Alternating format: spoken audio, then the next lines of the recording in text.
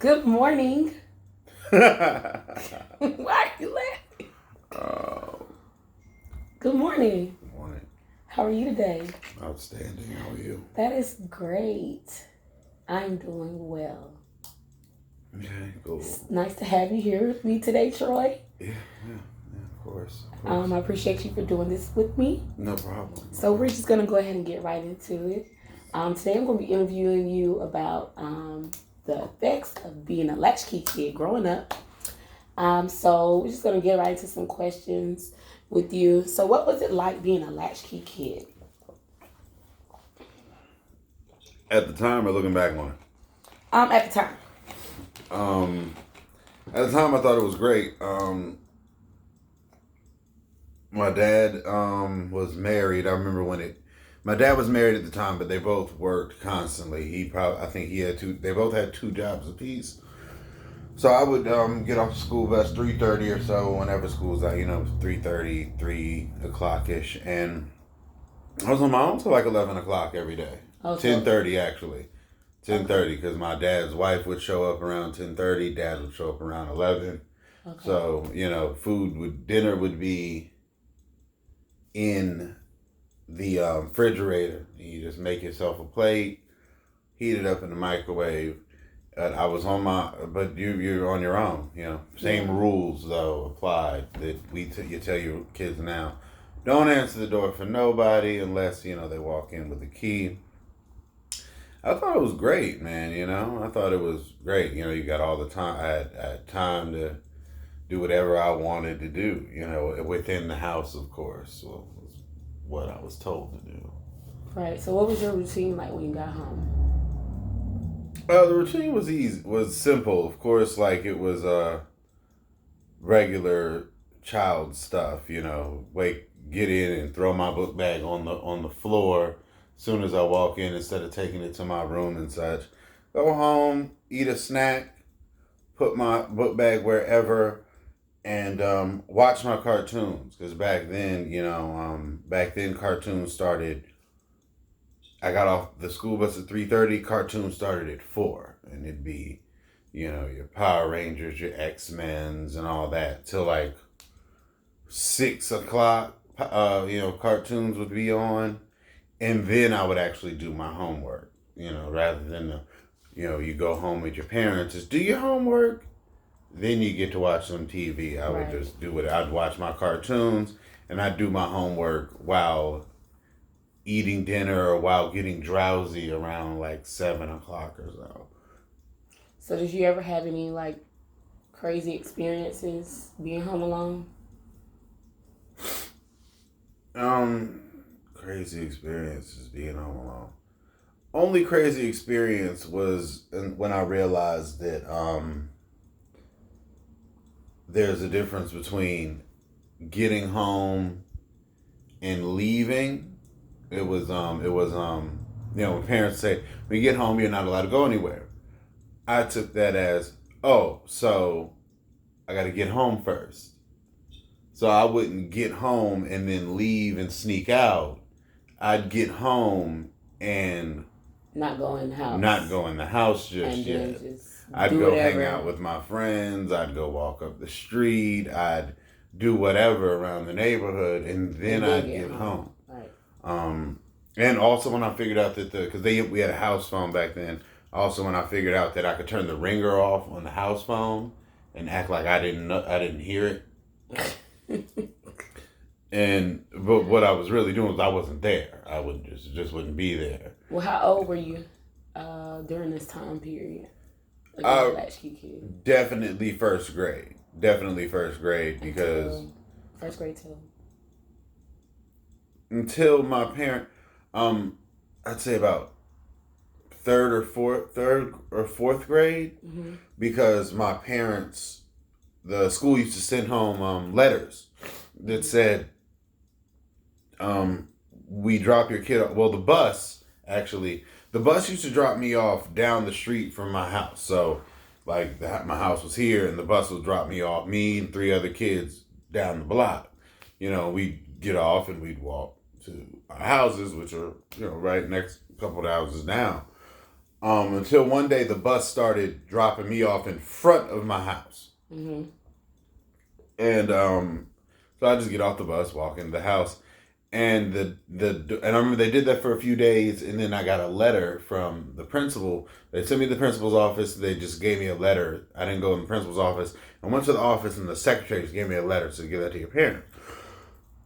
And the letter, of course, I opened up before I even, Of course. before I even got back to the classroom. But the letter said, we've witnessed your son on many occasions, Troy Caldwell, get off of the school bus and walk into his own house using a key. And we wanted to verify and make sure that there's a parent inside the house. And I remember I showed it to my parents, and my dad was like, they need to mind their business. And I said, well, I said, it's okay, Dad. I'll just tell them that somebody's inside. I said, and that's what I did. I just went back. I actually got on the bus the next day, and said, somebody's in the house. I didn't have any.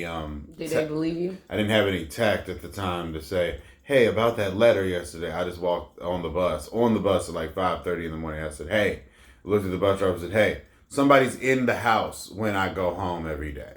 And she's like, oh, okay. Are you sure somebody's there? Who's there? My grandma. She was like, okay. All right. And I just and that was that. We never heard from that again. But that was around like the third grade. And my dad found a after school program for me. And I had to go to the YMCA after school, which at that point kind of sucked because this third, fourth grade-ish was the time when all the other kids were finally staying at home. Right. Like, everybody was finally staying at home, or everybody was going home, catching the bus, going home, and running amok around the neighborhood, you know. At the YMCA. And now I finally have to go to the Y and, do my homework, and you got to do your homework and do activities. Now it was cool. I learned a lot, but it was just kind of weird because I was like, all my friends are at home. I'd get home around 7:00 when somebody picked me up from the YMCA, and all my friends are outside running around and about to go in the house. Yeah. And I'm still stuck. So okay, so now we're going to shift back to in retrospect. How do you think that it affected your childhood, like your emotional and mental state then?